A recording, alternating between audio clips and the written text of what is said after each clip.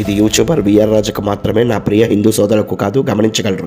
ఇతనేమన్నాడు ఒక్కసారి చూడండి, పిచ్చ కౌంటర్ ఇద్దాం. దానికంటే ముందు నా ఛానల్ని సబ్స్క్రైబ్ చేయడం మర్చిపోకండి.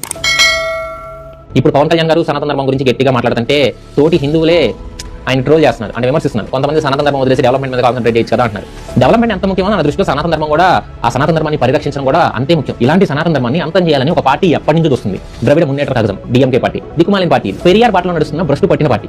పెరియార్ గారు కాలేజెస్ కట్టించి ఉండొచ్చు, మంచి పనులు చేసి ఉండొచ్చు, బట్ కొన్ని వందల కొద్ది టెంపుల్స్ ఆయన నాశనం చేశాడు. కానీ దాని గురించి ఆ పార్టీ ఎప్పుడు మాట్లాడదు. వాళ్ళ తాత కర్ణాన్ని రావడం మీద జోకులేశాడు, వాళ్ళ నాన్న అంతే. ఆ వారసత్వం వచ్చిన కూడా నుంచి ఎంతకంటే ఎక్కువ ఎక్స్పెక్ట్ చేయడం కూడా మన తప్పే అవుతుందండి. ఆయన సనాతన ధర్మం అంటే తెలియదు, మన వేదాలు ఉపనిషత్తులు తెలియదు, కానీ సనాతన ధర్మాన్ని మాత్రం అంతం చేయాలంటాడు. ఏమండి విఆర్ రాజా గారు, ఒక రాజకీయ నాయకుడు అంటే ప్రజల బాగోగులు చూసేవాడు తప్ప మతపరమైన విషయాలపై కాన్సన్ట్రేషన్ చేసేవాడు కాదు.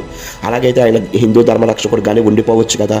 ఇకపోతే సనాతన ధర్మాన్ని అంతం చేయాలని డిఎంకే పార్టీ ఎందుకు ట్రై చేస్తుందంటే, ఒకవేళ మనుధర్మ శాస్త్రం తిరిగి వస్తే సతీ సహగమనం, బాల్య వివాహాలు, అంటరానితనం, నిమ్మన వర్గాలు చదువుకోకూడదు అన్నవి తిరిగి వస్తాయి. మరి సతీ సహగమనం నీ అమ్మకో, నీ అక్కకో, నీ చెల్లికో, ఆఖరికి నీ భార్యకో వర్తిస్తుంది. మరి నీకు ఓకేనా?